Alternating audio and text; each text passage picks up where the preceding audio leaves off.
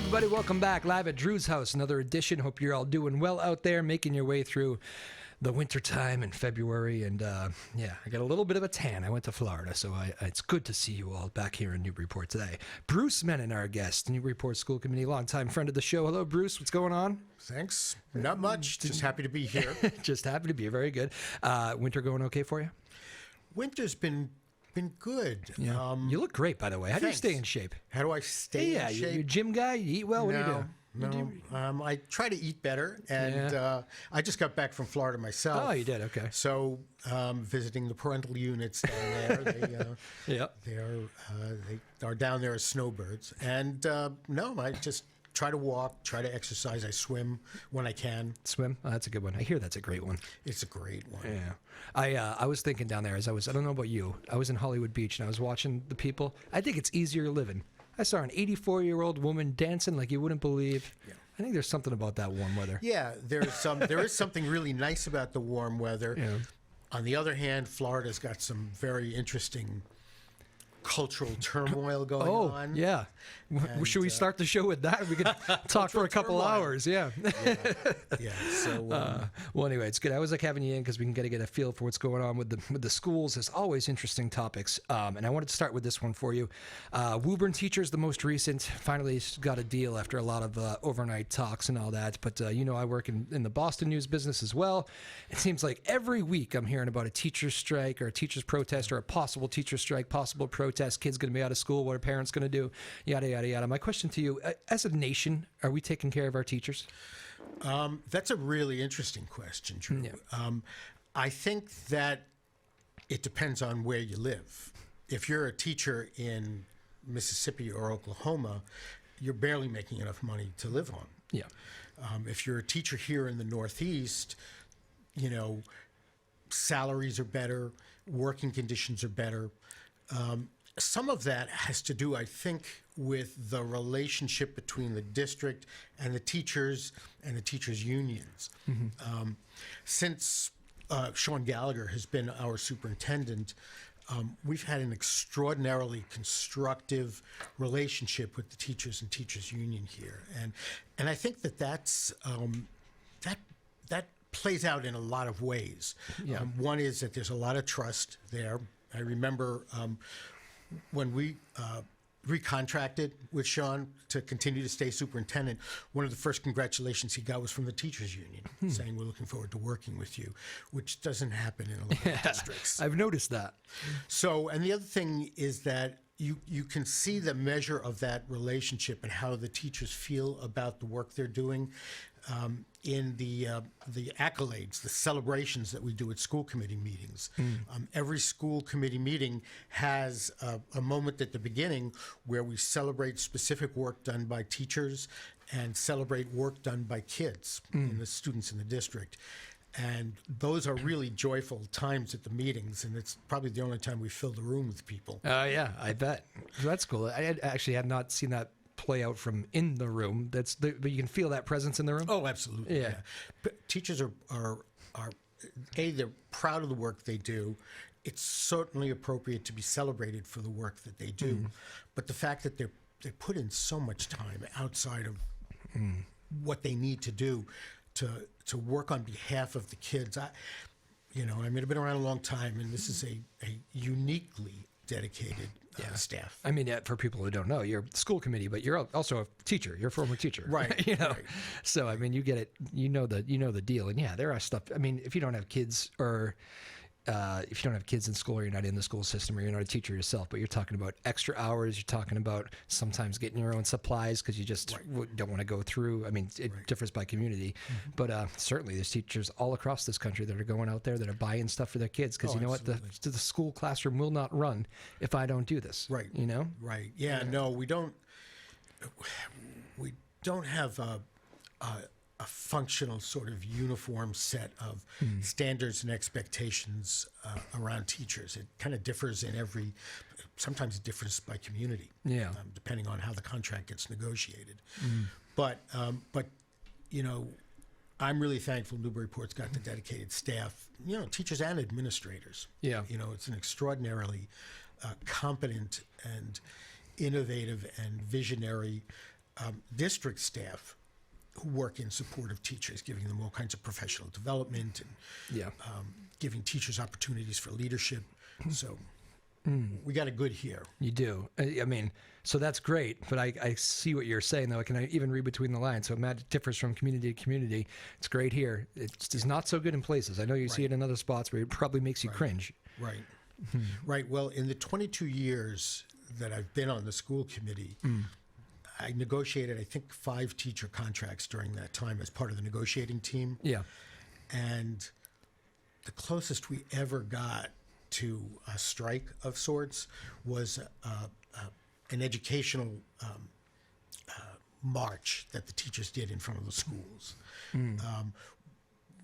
We now, and that was, and part of it was our approach. We were using adversarial bargaining, which is, this is what we want, this is what you want, and let's fight it out. Yeah. Now we're using a bargaining strategy that's much more cooperative, and when we sit at the table, we have a story to tell about why we're particularly interested in a certain thing. And then the teachers have stories that they want to tell us. And it's that that fundamental understanding that makes the negotiation so much more collaborative. Yeah. And there's a lot of systems that are still very adversarial when it comes to getting to the table. Yeah. I mean, is it when you're talking negotiating, this stuff's always interesting to me. Are you looking for a win-win? Is there always a win-win out there? There has been in the last 5 years, that's for sure. Stuff that previous negotiating teams and administrations I've been with fought like hell to keep out of contracts are not issues in the district now. So it's very easy for the superintendent to come in and say, look, this is what we're looking for. We can certainly, you don't have to fight us to get this. We think what you're asking for is fair, for example. It makes it easy, whether it's sick days or anything like that. So there's a much more trusting, much more collaborative relationship, and has been since Gallagher got here. I mean, you have to come in under these budgets, and I'm sure, being a former teacher, I'm sure there's things where you say, we just can't go there with that. We're going to have to push back on that a little bit, but maybe in your heart of hearts, you would love to fund that. I mean, has that happened to you? Yeah, oh, absolutely. Absolutely. I mean, an example, a larger example that goes well beyond teachers is that for a very, very long time, we have wanted to do free kindergarten for Newburyport. We were one of the few districts left in the state that was charging. And I bet not everybody knows that. Yeah. And we were able to, again, the district had money that came through COVID. Yep. And we used that to help us set up our kindergarten program. So we now have free kindergarten for parents. How about that? Kids. And that's a really big thing. Well, I was just talking to my cousin the other day about the cost of just getting somebody to watch the kids. Right. I mean, daycare is. Right. I don't even know how people do it. Right. Yeah. And the other thing that we've begun to do, I think, is in the district is there is a level of alignment across the district. So now each school is not an island anymore. Okay. The schools relate to each other.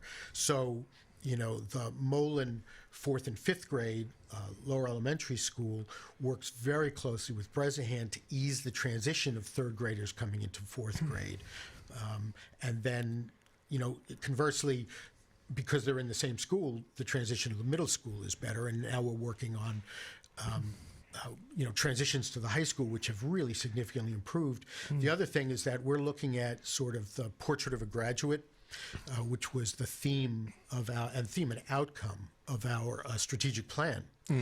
And a piece of that is career and vocation. And the understanding that we have, the fundamental understanding is we want kids prepared, whether they make a decision to go into the services, or they make a decision to go into the trades, or they make a decision to go to college. So we want all our students to be prepared for that. So we now have a person who does college and career work at the high school, working with the middle school. Oh, that's to a good start idea. To expose kids. Yeah. We are now getting high school kids and middle school kids to visit college campuses, where they can see what a college looks like and think about that stuff. So you're not just taking a summer and cramming and, yeah. Right, yeah. Which is kind of what I did. I did too. See 30 schools in 30 days and march across the country. Yeah, exactly, right? Exactly. Right. Hopefully it's not raining because the weather affects your experience on those it days. does, absolutely. Man, that's funny. Well, that's a great idea, actually. And I'm happy you actually brought up the trades. As a man who had a pipe burst on him during the cold weather recently and had a plumber come in and watched him fix something very quickly, 15 minutes, and saw the bill and said, my goodness, that is an interesting industry. I was thinking to myself, I was never pushed like trades when I was in school, ever. It was always, what college do you want to go to? Like, dream big and do anything you want to do.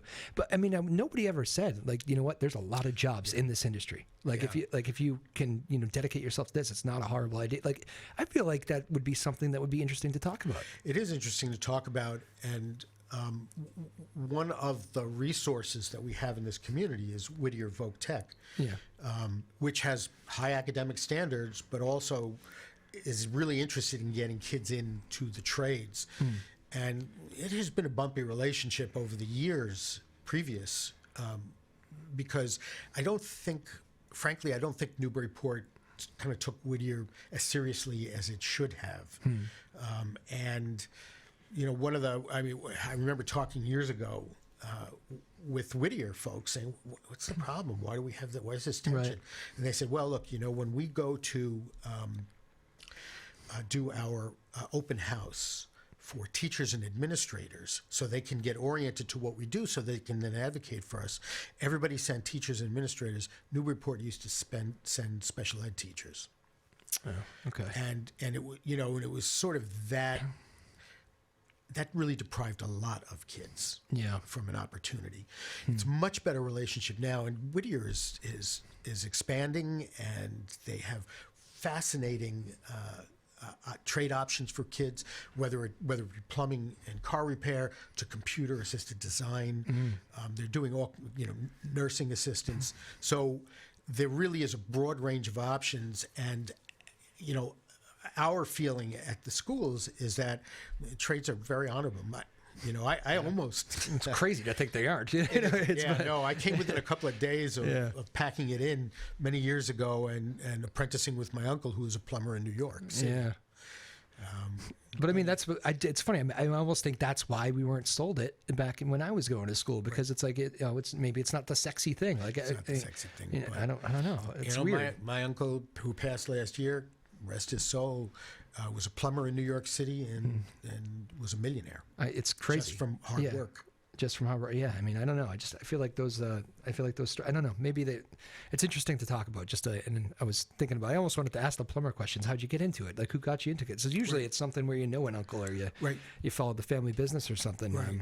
Right. I don't know. So from the point of view of the portrait of a graduate, we just want kids to be prepared. There's no value judgment if they want to go into a trade or anything like that. We just want them to be the best prepared that they can be, which I think is a really good way of doing it. Sure. It kind of takes the onus off of going into the trades. Yeah.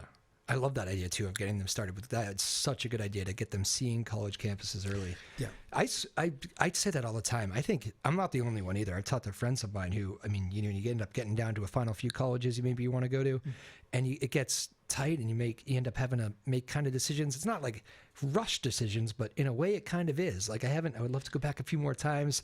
I wonder if that's the right place for me. It's probably why we see so many kids switch schools. Yes. Because maybe they don't end up in the right spot. But for those kids who think they may want to go on a college path, getting to a campus is really, it's a lot easier. The other side of the coin for us is one of the initiatives of the district over the last several years has been putting together an increasingly robust dual enrollment program.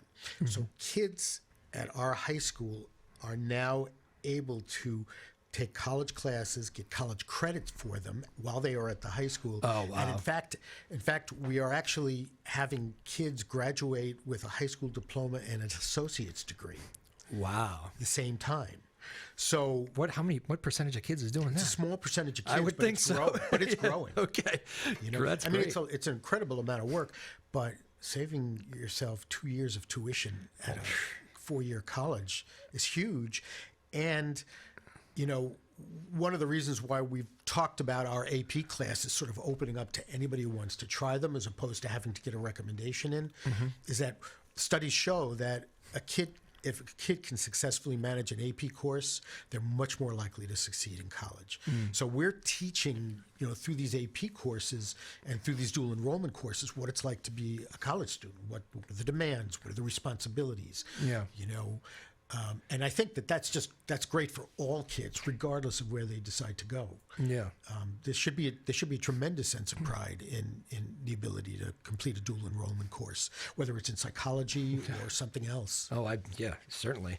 Again, Bruce Menin joining us, Newburyport School Committee. While we're kind of talking about these bigger life pictures, which I kind of like getting into with you sometimes. And this we've talked a lot, so I think we maybe we've touched into this topic a little bit before too. But when we're talking about these bigger picture things, we're coming off there's a lot going on right now in the world. There's a lot of the record number of people. I'm in my mid-30s. Record number of people my age that are back living with their parents because of tough times. There's a record number of people that are there restaurants and stuff that can't survive because of a lack of work. There's a lot going on out there. Do you think there's enough life lessons being taught within the schools right now? I remember thinking some of those algebra courses I used to take, I don't think I retained any of that, but I wish I knew how the stock market worked better when I left high school, Right. Yeah. And I think that the life lessons, whether they're about health, whether they're about, financial management, we're trying to inculcate a lot more of that kind of stuff in the schools. For example, the Newburyport Educational Foundation has funded a club at the high school where kids invest in the stock market with small amounts of small grants that the NEF gives them. They invest in the stock market. They learn how it goes, and they can actually see it happen. Yeah. They can actually see it happening. Yeah. Our robotics courses have been amazing. Several years back, we were designing prosthetic hands. Oh wow! Through our robot robot stuff. So that idea, part of the challenge is that things shifted dramatically during COVID, but they've been shifting for some time at an incredibly increasing pace. You actually said you almost felt like the kids and the teachers were ready for it. Oh, yeah, they are. Yeah. They're the ready for it, but who's not ready for it? Maybe it's the community, because we are now, particularly at the high school, we're now in a situation in which there are lots of courses that we could offer, lots of pathways in the sciences, but we don't have lab space to be able to do some of that stuff. So, while it's much, much more sophisticated, we're having to, you can only bust so many doors down in an existing building without having to add on. Costs of adding on are astronomical right now, and I don't know when or how that changes. So we're looking at technology. We're looking at virtual reality in some science classes. We had a demonstration at our school committee meeting a couple of months back from Kevin Sheridan, who kind of is a math teacher but leads technology at the high school, of dissecting a frog virtually. Wow. So we're looking at all of these new and interesting ways. We're talking about literally pulling that up on a computer. And making the moves through programming to dissect and identify things. So that can be done. That's amazing, but that can be done. So one of the things that we learned about last night at our school committee meeting is that DESE, which is the Department of Elementary and Secondary Education, is now making funding available for what they call pathways, which are focuses or concentrations in particular areas, leading to getting kids farther along and prepared to make college choices. So we're looking at at what pathways we might lead kids on, whether it's environmental science or robotics engineering. So we're thinking of creating those pathways within the high school. So in addition to dual enrollment and taking college courses, you may be able to put together a series of courses that will lead you in a direction that you're really interested in. I imagine in this 2023 world that green and environment is there too. Is that something that's creeping in a lot? Environment? Yeah. Oh, that's good. Because that was not something that we were ever talking about when I was in high school. I can remember being on the school committee and having to fight to get partnerships with groups that were doing environmental work with the schools. That I think we're in a situation now where there are lots of interesting and volunteer kinds of things that are going on, whether it's recycling food. We've been looking at creating some gardens and growing food for salads and things like that. So there's just so much more sustainability conversations going on that it's great. Yeah. Hopefully not too late for the human race. Yes, well said. Hopefully we're all here for a while. I wonder, you actually just got me thinking on a different train of thought there. I was learning recently, I was reading something about, I was startled, I forget what the percentage was, much more than I thought it was though.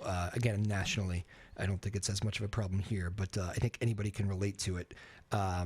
Kids struggling to pay for school lunch is another issue in this country. Yes. And I think whether you're doing fine and in whatever community you're in, watching us from whatever community, I think anybody can relate to where they could see where that might happen and they could see where that would be painful, trying to get your kid through that. Yeah. When I say that, meals at school. Yeah. I mean, that's very interesting. Yeah. Part of the reason that you're seeing a lot more of that now is that during COVID, the federal government paid for all lunches for all kids. Yeah. So families were able to at least have that to rely on. Gotcha. Food is an interesting issue and has for a long time kind of been a challenge for all school districts and ours in particular. We were very lucky to have a decent company and a tremendous director of food services in Pam Keeley. And we have been looking at lots of ways to kind of offset some of these expenses. But the way contracts are structured with groups that come in to do school lunches, they either have to break even or make money in order to be sustainable. So if prices are going up for the constituent parts of the meals, which they are in most cases. Which they are, then the challenge for the district is, do we tack on additional charges? Ultimately, in the same way that we provide free kindergarten now after many years of trying to make it happen, I would love to see us look at free meals for kids in the schools. I'm sure that's on the list somewhere. I couldn't tell you what the priority is for the district, but I think, that's my own philosophy. Yeah. Is that you feed kids. Yeah. Period. Doesn't matter what their parents do or don't do. It doesn't. You feed kids. Exactly. And if you have them at school for 8 hours a day, then you should be feeding kids healthy meals. Period. And it shouldn't be based on, meeting requirements, for example, for free and reduced lunch. Right. And I think what's that term? Lunch? Is it lunch shaming they use? Where was that word? Yeah. Well, I'm ancient. Yeah. Myself, but I didn't mean but no, I am. But I can remember growing up in New York City in the early '60s. I was on free and reduced lunch, free lunch, and they used to sit us at a table separate from everybody else. Oh my goodness, really? And we could not go back to our class until we had eaten every single thing on our plate, which was a challenge for me because I hated tomato soup, and tomato soup was served all the time. Wow. But I remember that feeling of shame for what? And that kind of stuff, that does. You're here talking about it how many years later? I mean, that stuff sticks with 60 kids. 60 years later. Yeah, it sticks with kids, though, you know? Does. That's what the lunch shaming is. It is. And, for us, the kids have these cards that they use. Parents can deposit money in the account. But everybody's got a card, and nobody knows who's on free and reduced. They just pop the card in. Yeah. And that's, a very simple way that you can begin to mitigate some of that, challenge for families. Yeah. All right. Well, good. A lot of interesting topics right there we just covered. What do you want to talk about? What's going on? What is this? What's the interesting topics here, Newburyport specific? Well, let me think. I'm sure you get a long check. Are you coming off a school committee meeting, I think? What? You just coming off a meeting, right? Yeah, we had a meeting last night. Yeah. One of the things that we talked about, the roofs, parts of the roof at the Mole and Knock and at the high school are close to 30 years old, and they're already springing leaks. Oh. So the maintenance on these things, we've been able to patch and patch and patch and patch, but the maintenance on these things have been really deferred. Yeah. And it is now time to sort of deal with it. And there's a couple of ways you can deal with it. One is the city can step in and cover those costs, which will be probably between the two roofs about $4 million needs to come in. Or there used to be a state program that would help you fix the roofs. That program has been suspended as of last year. So they would pay for part of the roof. One of the plans that we came up with and submitted to the state for partial funding in the same way that the Bresnahan and the Knock and the high school got partial funding under the Mass School Building Administration granting program. Because we needed high school labs, our thinking for the last 4 or 5 years has been, well, why don't we build 2 floors above the gym, since we have to replace the roof anyway, and then we would gain all these, So we've been submitting for the last 3 years, 4 years to the state program to see if we could get that done, which would automatically replace the roofs. And we have not been accepted into the program in each of those 3 applications. And the costs have just gone up and up and up. When we started submitting our applications, costs were estimated to be about $250 to $300 a square foot. The most recent submissions that were accepted into that program got bids that were in the $700 to $750 square foot range. So, it's one thing to sort of try to balance the capital needs of the city. It's another thing to defer to the point where you're backed up against the wall and there no longer is financial support for that. So we're kind of at that, and that's one of the things we learned last night, is that we're looking at pathways, we're looking at different alternatives to get some of our lab needs met. And we may submit again one more time to see if we can get funding for it. But that project has gone up significantly in the 3 years that we've been looking to fund it. So, and again, the way that works is the state pays about 40% and the city has to pay for the rest. But 40% is a fair chunk of change when you're talking about an $18 million project. Right. Yeah. Huh. Those are big numbers. Those are very big numbers. Those are very big numbers. What? Well, I'm sure kids don't have the quite feel for what needs to be done with the roof. What do you hear from the kids that are going to school these days? I would never walk into a school committee, high school Drew, and start saying we need more of this. And I'm wondering if kids do. They do. Yeah. And one of the initiatives that both we've done at the high school and at the middle school, and has been kind of a hallmark of this current school administration, is providing leadership opportunities for teachers and providing student voice, opportunities for student voice. And student voice in how the school is managed, student voice in what classes are being offered. At the middle school, we just finished up a very successful pilot program where for the older kids in middle school, when it's time for parent-teacher conferences, the conferences are run by the kids and not the teachers. So the kids get the opportunity to say, I would have loved that. This is what I'm working on. Yeah. This is what the challenge is, and I need to apply myself here. This is what I really like about what's going on.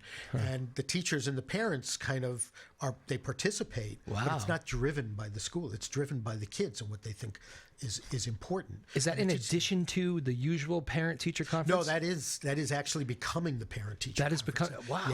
Yeah, with the kids. At the high school, we have trained a group of students and continue to train them in doing mediation and running community meetings. And we've had several community meetings on topics like drugs and alcohol or discipline that have been completely run by all students. So they're getting an opportunity to do student voice. Probably the most immediate example of student voice was several years ago. We were visited by a group of students who presented us with a petition to do away with involuntary class ranking, kids being ranked.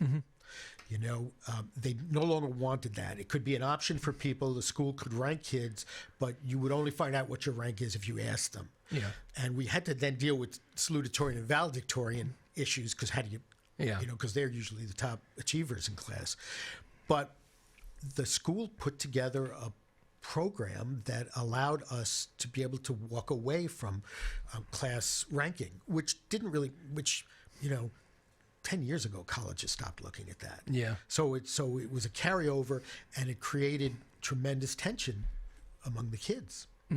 So that is now, that's an example of student voice coming forward. And it's one that I have a personal story on that. So the number 3 girl in my class of high school, I remember got into a school that was local and big school.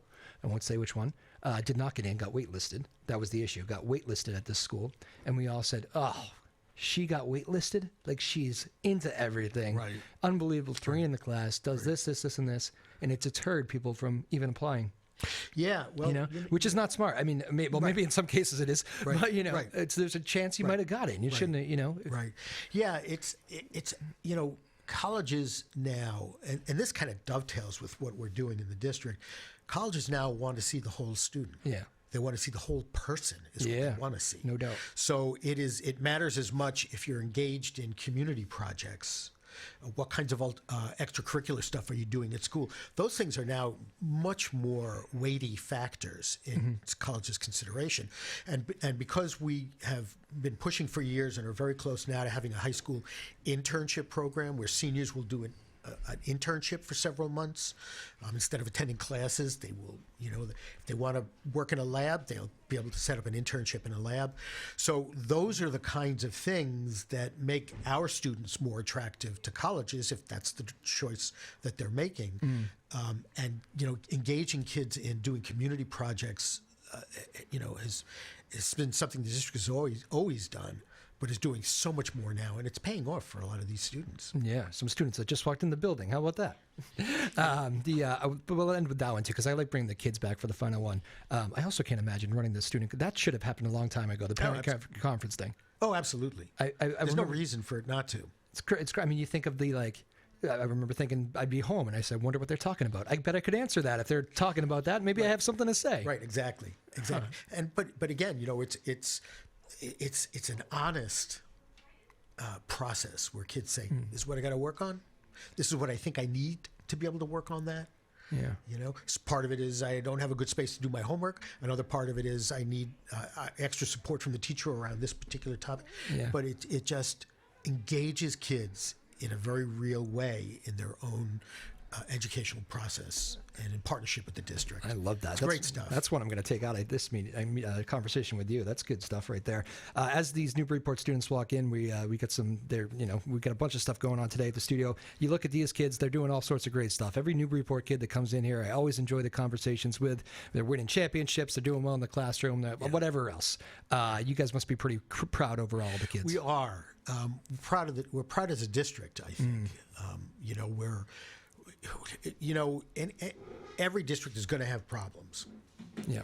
And the question is not, do you have problems? The question is, what do you do about them? Yeah.